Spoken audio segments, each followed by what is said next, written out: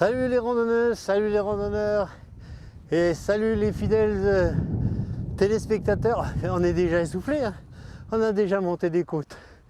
Téléspectateurs de Rive 54. Alors, vous voyez derrière nous, ce sont les grandes forêts d'Ardennes. Il y a quelques mois, voire quelques semaines, on a fait des émissions dans la région de Dinant. On est remonté la Lesse pour arriver sur Saint-Hubert et on est redescendu de Saint-Hubert jusqu'au Bouillon. Bouillon, derrière cette colline, à environ une vingtaine de kilomètres. Ce sont les Ardennes belges. Ici, on est dans les Ardennes françaises. On a dit quand même, il ne faut pas toujours aller chez les Belges ou les Luxembourgeois. Donc on est donc ici en France. Et on va vous faire découvrir tous les petits villages ardennais jusqu'environ la direction de Rethel. Quand on sera aux alentours de Rethel, il y a un phénomène qui se trouve au bord de la route, mais on ne vous dévoilera pas pour l'instant le nom. Quand on y arrivera, on vous le dira. Allez, regarde, derrière toi Romain, ce sont toutes les Ardennes françaises qui continuent. Vous voyez, c'est un énorme massif. Donc on va faire tous ces petits villages ardennais jusqu'aux environs de Rethel. Ah, ça y est, j'ai repris mon souffle. Ça va mieux. Alors après cette introduction un petit peu essoufflée, hein, on est maintenant au niveau du col de Chevreuse, à 250 mètres d'altitude. Alors bien sûr avec devant vous l'immensité du massif ardennais. Et on va se diriger vers le canal attendez voir que je me retrouve là-dedans. Le canal des Ardennes, hein, qui est à l'Écluse et les Ponts, qui est à 4 km d'ici. Voilà, donc c'est dans la direction de Gémery et Le Chêne. Voilà, hein, c'est une table d'orientation qui a été mise en place en 1992. C'est beau, regarde un peu. Et un truc à noter, regardez, sentier pédestre de la Croix Pio. Alors le sentier pédestre de la Croix Pio, il est juste en face de nous, dans le massif là-bas, qui est bien sûr aux couleurs automnales.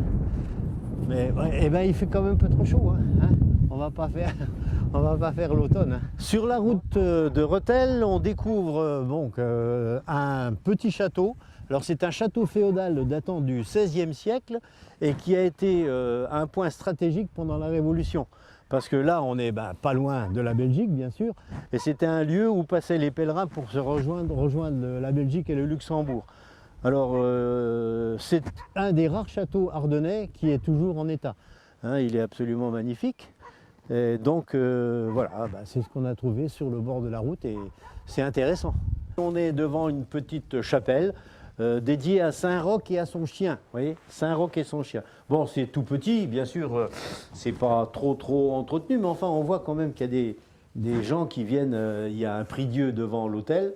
Voilà, celui-là, c'est Saint-Roch. Il est aussi un petit peu dans tous les coins de la France. Voilà, donc c'était donc le château de Rocan, datant du XVIe siècle, et on va le quitter maintenant pour aller dans la direction de Rethel. Alors on est toujours à la découverte de nos paysages ardennais, hein. On est entre Chémery et Vendresse.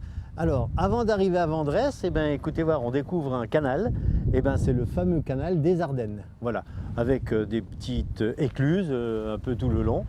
Et il rejoint une toute petite rivière qui est à peine plus loin, qui s'appelle le Bar, B-A-R. Alors c'est petit, hein, la rivière le Bar. On retrouve au long de cette route en direction de Tannay, une stèle qui évoque la bataille de Stone. Alors Stone, on a déjà été marcher là-bas plusieurs fois, et à l'entrée de Stone, donc du village de Stone, qui domine la plaine, il y a un char américain qui est resté là-bas, et il est toujours en place actuellement. Et c'est donc le circuit historique à ceux qui ont résisté de mai à juin 1940. Enfin, il y a eu quand même plus de 180 tués, et puis ils ont une stèle d'ailleurs à leur mémoire, qui se trouve ici, hein, et donc ils disent... Du 22 au 25 mai 1940, le 1er régiment de hussards arrêta l'avance ennemie à la mémoire des 180 des siens tombés pendant la campagne de France.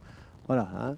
Donc Stone, on est à environ une trentaine de kilomètres à peu près de Stone. Après le monument donc, la bataille de Stone qu'on a rencontré au bord de la route, on est arrivé à Tannay, qui est juste en face de nous, avec une église un petit peu particulière à Tannay. Et puis on va maintenant vers la direction de Le Chêne. Le Chêne, alors C-H-E-S-N-E, Le Chêne, où là on va rencontrer normalement une base de loisirs, la base de loisirs du lac de Quai de Béron. On va voir si on le trouve, hein, parce que là on est perdu dans la nature. On est le long du canal des Ardennes, mais on va le trouver, N'inquiétez pas. Eh bien, le canal des Ardennes, il se dirige vers Rethel, bien sûr, où on ira tout à l'heure. Il est tout droit, tout en longueur, et c'est bien, regardez un peu. Et là, on vient de voir un petit martin pêcheur, bon, on n'a pas eu le temps de le filmer, malheureusement.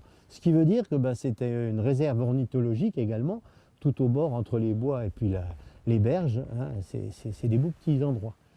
Voilà, donc on a suivi la direction de Le Chêne et on arrive au lac de Béron qui est juste en dessous. Et vous voyez qu'encore une fois, hein, puisqu'on est randonneuse et randonneur, on est sur les circuits balisés en jaune. Donc ce qui nous indique la direction du lac de Béron. On va aller faire un petit tour autour du lac, on va voir s'il y a...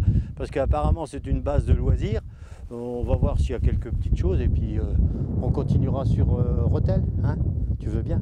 Parce qu'il fait froid ici. Alors quand on est arrivé sur les hauteurs du lac de Béron, on vous a montré une partie du lac, c'est la retenue d'eau. Hein, c'est-à-dire que toute la partie loisir, elle est ici, devant nous, donc elle s'étend sur une grande surface quand même. Et il y a des petits voiliers sur le lac.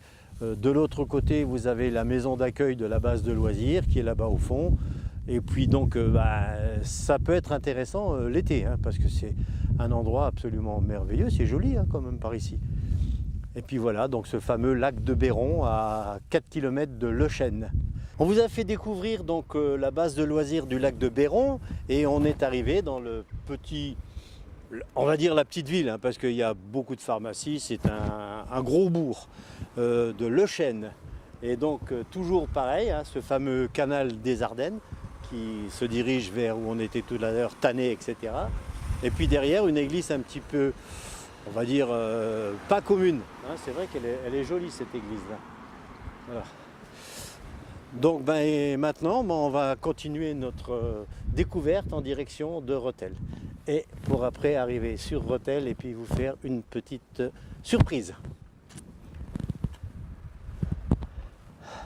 Bon, on se balade un petit peu dans les roues de Tourteron et on est à la sortie du village de Tourteron et on arrive au niveau d'une halle aux fruits datant du XVIe siècle. Hein. Vous voyez un peu ces piliers, s'ils datent du XVIe, c'est des costauds. Hein. Alors, sous cette halle se négociaient les productions fruitières du Tourteronnais. Donc, c'est la région de Tourteron, cerises et pommes. Voilà. C'est un beau bâtiment. Hein. Place de la Halle, voilà, tout simplement.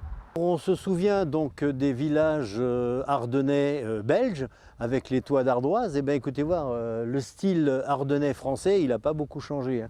Tous les toits, ce sont des toits d'ardoise, hein, un style propre aux Ardennes, je pense. On va maintenant continuer notre petite découverte en direction de Faisceau, n'est-ce pas? Mais pas le faisceau électrique, hein, c'est un faisceau AULT à la fin. Donc on était au niveau de la halle aux fruits de Tourteron et puis en sortant du village de Tourteron, et écoutez voir, on découvre, hein, il disait qu'il vendait des fruits à Tourteron, des pommes et des cerises. Ce qui est en face de vous, ce sont des cerisiers et je peux vous confirmer qu'ici, c'est bien des pommiers. Et regarde Romain, putain, on va s'enfiler des pommes, ils sont vachement bonnes. Et regardez tout ce qui reste sur les arbres, c'est incroyable. C'est incroyable, t'as vu, regarde un peu. Et t'as pas une cagette? On en remplit plein la cagette. Voilà donc la surprise qu'on vous a réservée pour la matinée. Regardez un peu cette bestiole. Eh bien, c'est Voinic. Des densurations de rêve. Presque 10 mètres de haut, 14 mètres de longueur, 5 mètres de largeur. 50 tonnes de métal, 6,6 tonnes de soudure et plus de 12 000 heures de travail pour son créateur qui l'a fait naître de son imagination à l'aide d'une massette, d'une disqueuse et d'un poste à souder. La réalisation a nécessité 430 bobines de soudure et 328 bouteilles de gaz. Commencé le 1er janvier 83, ce monument colossal a été achevé 11 ans plus tard, le 15 décembre 1993. Voici l'œuvre titanesque du sculpteur Éric Slésiak. Voilà, pour les personnes intéressées qui veulent découvrir Voynich pour de plus amples informations, vous allez sur le site internet de Voynich et vous aurez toutes les informations nécessaires pour savoir son périple de 55 km depuis Bogny-sur-Meuse jusqu'ici, son implantation. Voilà, c'était la petite surprise qu'on voulait vous faire dans cette journée. Salut les randonneuses, salut les randonneurs et salut les amis de Rive 54 et surtout, restez fidèles, il y a encore plein de choses à découvrir dans la région.